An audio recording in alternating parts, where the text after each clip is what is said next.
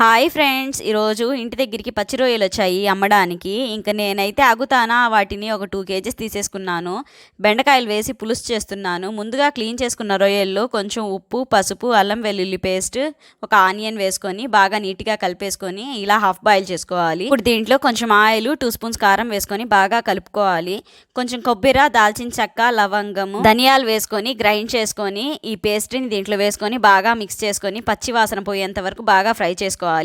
ఇప్పుడు దీంట్లో టమాటాలు, బెండకాయలు ఒకదాని తర్వాత ఒకటి వేసుకొని బాగా మిక్స్ చేసుకొని మూత పెట్టి కాసేపు మగ్గించుకోవాలి. కాసేపు మగ్గిన తర్వాత నిమ్మకాయ సైజ్ అంత చింతపండు రసాన్ని తీసుకొని దీంట్లో వేసుకొని బాగా మిక్స్ చేసుకొని కొంచెం వాటర్ వేసుకొని బాగా కలుపుకొని ఒక 10 to 15 మినిట్స్ వరకు ఉడికించుకుంటే మూత పెట్టి మన కర్రీ అనేది రెడీ అయిపోతుంది. ఈ కర్రీ చాలా టేస్టీగా ఉంటుంది రైస్లోకి, రోటీస్లోకి. మీరు ఒకసారి దీన్ని ట్రై చేయండి. ఈ వీడియోకి ఒక లైక్ చేసి నా ఛానల్ని సబ్స్క్రైబ్ చేసుకోండి.